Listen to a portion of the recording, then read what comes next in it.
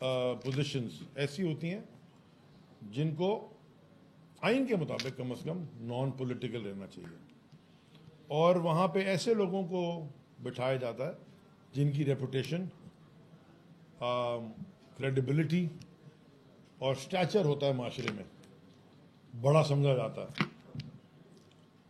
अफसोस की बात यह है कि 11 साल एक ऐसा शख्स बैठा रहा जो कि अपने ज़माने में बड़ी और चीज़ों में मशहूर था, गवर्नर हाउस में।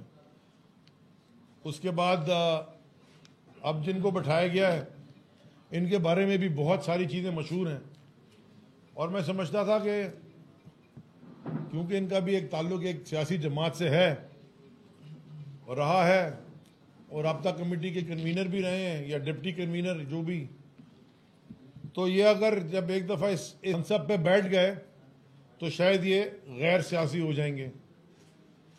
डॉक्टर आरिफ अलवी साहब हमारे सेक्रेटरी जनरल रह चुके हैं तहरीक इंसाफ के, उसके बाद सिंध के सदर भी थे 2018 की इलेक्शन में और एमएनए की सीट जीते, और जीतने के बाद जब वो पाकिस्तान के सबसे बड़े आईनी ओहदे पे जाके जिस मनसब पे वो बैठे यानी कि सदर मुमलिकत के, उसके बाद से उनका पूरा रवैया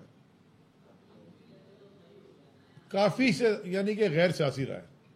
वो सबसे मिलते हैं, वो अभी भी आप देख रहे हैं, वो जो हम समझते हैं कि पाकिस्तान का इकोनॉमिक हिटमैन है, इसाकदार क्रिमिनल, इकोनॉमिक क्रिमिनल, उनसे भी मिलते हैं। रजीम चेंज के बाद शहबाज शरीफ पता नहीं कैसे बन गया, उससे भी मुलाकात हुई। बाकी लोगों से भी मिलते हैं क्योंकि वो फिर एक यानी कि अनबायस्ड ऑफिस है। फिर वो तहरीक इंसाफ से उन्होंने इस्तीफा भी दिया मेंबरशिप से और सदर मुमलिकत के ओहदे पे तैनात हुए। नॉन पार्टिजन कहते हैं इसको अंग्रेजी में।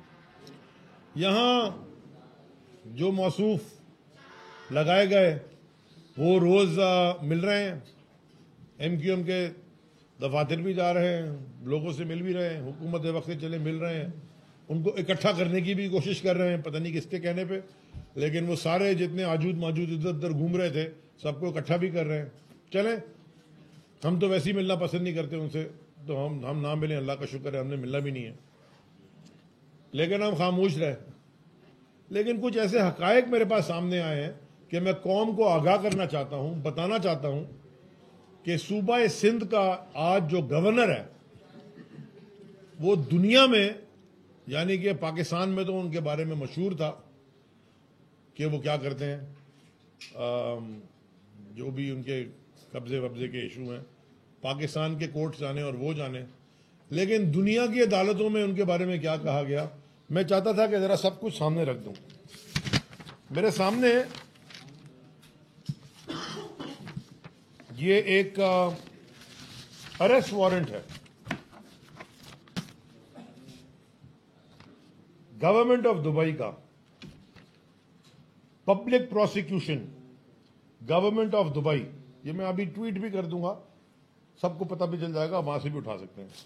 ये अरेस्ट वारंट है, इस केस का क्रिमिनल केस नंबर है 18-116-2006, रिपोर्ट नंबर है 7142/2006 नाइफ में हुआ है।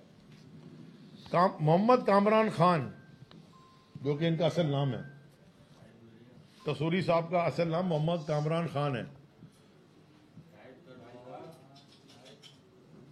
सर ये लाइव कट हो रही थी भैया, वो आपको पीछे वाले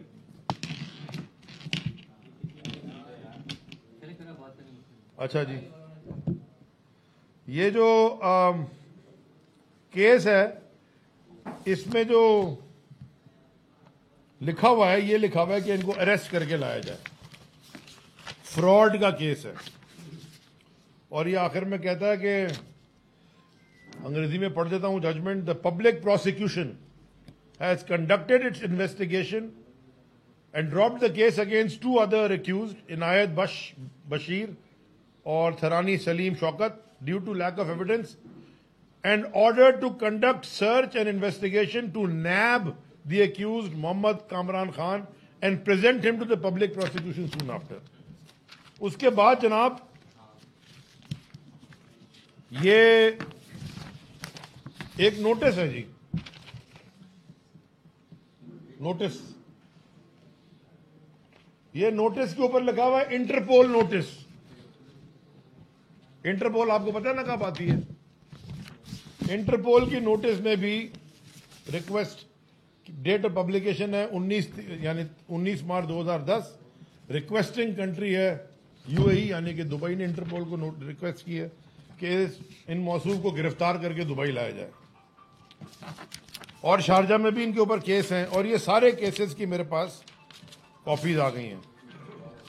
मैं सिर्फ साहिब इख्तिदार, इस मुल्क में फैसला करने वाले जितने भी लोग हैं, खास तौर पे मेरे मुल्क की रिस्पेक्टेड, वेरी वेल रिस्पेक्टेड आला अदलिया, जिनके हम हर फैसले का एहतराम करते हैं, क्योंकि supreme court is the ultimate authority as far as constitution is concerned. Constitution implement करवाते हैं, आइन में तरमीम असेंबली करती है, अदालतें कानून को इम्प्लीमेंट करती हैं। मैं पूछना चाहता हूं और दरख्वास्त करता हूं और अपील करता हूं सुप्रीम कोर्ट के चीफ जस्टिस साहब से हम्बली, कि ये जो हमारे सिंध के गवर्नर हैं, जिनके ऊपर ये दुनिया के अंदर केसेस हुए हुए हैं, जरा इस पर तहकीकात करें, क्योंकि हमारे मुल्क की एज अ पाकिस्तानी मैं आपसे बात कर रहा हूं, आप किसी और को उन्हीं की जमात से लगा दें, लेकिन हमारे मुल्क की बड़ी बेइज्जती होती है। क्योंकि हम भी जब मुल्क से बाहर जाते हैं, हम भी गए यूएई में, मैं तो रहता भी था, मेरा तो वहां बिजनेस भी था, जब मैं वहां मिलता हूं ना लोकल से, और अगर मैं बात करता हूं कि जी पाकिस्तान में इन्वेस्ट करें, मैं वजीर था, बहुत सारी हमने चीजें की, हमने कहा पाकिस्तान में इन्वेस्टमेंट करें, पाकिस्तान 250 करोड़ लोगों का मुल्क है। तो वो आगे से सवाल अब ये पूछते हैं कि जब आप हमारे मुल्क में भागे हुए लोग जिनके ऊपर फ्रॉड के केसेस हैं, उनको गवर्नर लगा दोगे, इतने बड़े सूबे का जहां पे सारे पोर्ट्स हैं, और सारी आप सब खामोश रहोगे, तो पहले आप अपने मुल्क को अंदर से ठीक कर लो, फिर हम करेंगे इन्वेस्ट। वरना हमारे अपने मुल्क में इन्वेस्टमेंट अपॉर्चुनिटीज बहुत हैं, और दुनिया में और भी ममालिक हैं जहां पे इन्वेस्टमेंट अपॉर्चुनिटीज हैं। क्रिमिनल्स को जब आप लगाओगे, क्रिमिनल्स को जब आप बड़े बड़े ओहदों पे लगाओगे, तो फिर यही होता है। दूसरा सवाल मैं आज करना चाहता हूं, मैं सिर्फ ये पाकिस्तानियों से ये उजागर करना चाह रहा हूं कि हमको, हमारे ऊपर आज कौन लोग हुकूमत कर रहे हैं। देखिए, ज्यादा पुरानी बात नहीं है, मैं ये आपको कुछ सुनाना चाहता हूं। ये बड़ी आसान सी चीज है, कोई इतना मुश्किल भी नहीं है, सिर्फ 40 सेकंड आपके दरकार हैं। ये मैंने ट्वीट भी किया था, लेकिन मैं चाहता हूं लाइव प्रेस कॉन्फ्रेंस में भी दिखा दूं। एक वजीर, हमारी हुकूमत ने भले, एक वजीर मिनिस्टर फॉर नारकोटिक्स ने एक प्रेस कॉन्फ्रेंस की, शहरियार अफरीदी साहब ने, उनके साथ एक सर्विंग मेजर जनरल यूनिफॉर्म में, जो कि डीजी एंटी नारकोटिक्स थे। प्रेस कॉन्फ्रेंस बहुत लंबी है, मैंने सिर्फ 40 सेकंड निकाले हैं उसमें से, ताकि आपको क्लैरिटी आ जाए।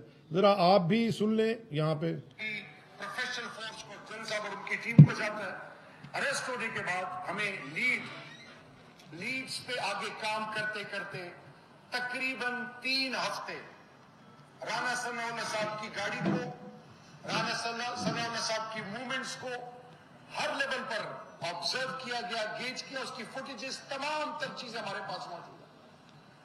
बल्कि उनको कोर्ट ऑफ लॉ में लेकर गए, और अल्हम्दुलिल्लाह हमारी कन्विक्शन 95% है, और 95% कन्विक्शन सीएन कोर्ट इस बात का सबूत है कि हमने जब भी किसी बंदे को पकड़ा, उसको सबूत के साथ पकड़ा, उसकी इन्वॉल्वमेंट के बाद पकड़ा, और उसको क्या कगार तक पहुंचाया। बस इतना मैं आपको, 800 मिलियन से ज्यादा एसेट को सीज किया। बस मैं इतना ही आपको सुनाना चाहता था। मैं सिर्फ पाकिस्तान में सबसे पूछना चाहता हूं कि क्या शहरियार अफरीदी साहब और बड़े काबिल मोहतरम हमारे major general DG anti narcotics साहब उस वक्त के गलत बयानी तो नहीं कर सकते इतनी बड़ी। अगर किसी के ऊपर इतनी बड़ी गलत बयानी करें और कौम के सामने प्रेस कॉन्फ्रेंस करके अगर गलत बयानी नहीं कर रहे थे, तो क्या आज पाकिस्तान का वजीर दाखिला, मिनिस्टर ऑफ इंटीरियर, जो मिनिस्टर रेंजर्स को पाकिस्तान में कंट्रोल करता है, जिसके नीचे FIA आती है, जिसके नीचे आपने कल देख लिया क्या हाल किया इस्लामाबाद पुलिस का, वो प्रोफेशनल फोर्स ही एक जमाने में, उसका क्या हाल हुआ, पॉलिटिसाइज हो गई। खैर, और बड़े बड़े इदारे आते हैं सेंसिटिव, जो नेशनल सिक्योरिटी काउंसिल की मीटिंग में बैठते हैं, उनकी सीट होती है। क्या हमारे मुल्क का मिनिस्टर ऑफ इंटीरियर एक ड्रग पेडलर है? क्या मनशियात फरोश है? मुझे आपको याद दिलाना चाहता हूं कि एक टीवी शो में बैठ के, मैं वजीर था, नदीम मलिक साहब का टीवी शो था, ये मौसूफ मेरे साथ बैठे थे, और उन्होंने मुझे टीवी शो में लाइव धमकी दी, लाइव शो में, कि तुम्हारी गाड़ी से भी हम निकाल देंगे। मैं उस वक्त किया, मैंने कहा ये क्या बातें कर रहे हैं? ये मेंटालिटी रखने वाले, जिनको एक पाकिस्तान का सर्विंग मेजर जनरल यूनिफॉर्म कहता है, फॉलो किया, और हमारी कन्विक्शन रेट 95% है, 95%। तो क्या ये हमारे मुल्क का आज वजीर दाखिला एक मनशियात फरोश है? मैं सवाल छोड़ के जा रहा हूं। अगर नहीं है तो फिर यहां इंक्वायरी करें कि इतना बड़ा कैसे इल्जाम लगा दिया आपने टीवी पे बैठ के, और अगर है तो फिर मैं आपसे सवाल पूछता हूं कि ये कैसे है। और इसी की चेन में आखिरी बात, फिर मैं आगे बढ़ूंगा। देखिए, मैं कई दफा कह चुका हूं, मैं दोबारा आपके सामने रख देता हूं। ये जो JITs बनती हैं इस मुल्क में, ये जो JITs जॉइंट इन्वेस्टिगेशन टीम्स कहलाती हैं, ये जो JIT रिपोर्ट्स होती हैं जॉइंट इन्वेस्टिगेशन टीम की, इसमें सिविलियन को ही नहीं होता, यानी कि सिविलियन पॉलिटिशियन के हवाले से कह रहा हूं।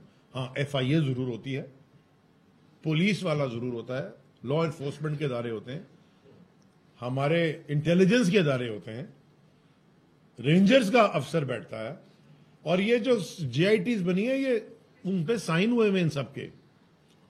तो ये JITs क्यों बनाते हैं हम, जब इन पे अमल ही नहीं करना? और अगर आप आसिफ जरदारी, एक साबिक सदर पाकिस्तान के ऊपर JIT में इतने बड़े बड़े इल्जाम लगे, और बैंक अकाउंट दिखाए गए, और मनी ट्रांसफर दिखाया गया, TT की कॉपियां दिखाई गई, आप पॉलिटिकल विक्टिमाइजेशन हर इदारे के, स्टेट स्पॉन्सर्ड टेररिज्म कहलाती है ये, रियासती दहशतगर्दी। अब आपने पेमरा जैसे इदारे को भी सियासी बना दिया, इस्लामाबाद पुलिस को तो आपने देख लिया, हर लॉ एनफोर्समेंट एजेंसी आप उसको सियासी बना रहे हैं। तो कानून की रखवाली कौन करेगा, जब कानून बनाने वाले वो हैं जिनके ऊपर इतनी मोटी मोटी JITs और कत्ल के मुकदमे और करप्शन के मुकदमे और दुनिया का हर कानून जो चोरी डाकी सारे उनके ऊपर लगे हुए। बोल उड़ाएगा सबका होश, भूल जाएंगे सब अपना जोश। देखिए पाकिस्तान की सबसे बड़ी PSL ट्रांसमिशन सकलैन मुश्ताक, रमीज राजा, सुहेब अलवी, जमील फारूकी और फहीम खान के साथ खेल का जुनून, रोजाना रात 11 बजे सिर्फ बोल न्यूज पर। सब्सक्राइब करें और बेल दबाएं ताकि कोई खबर रह न जाए।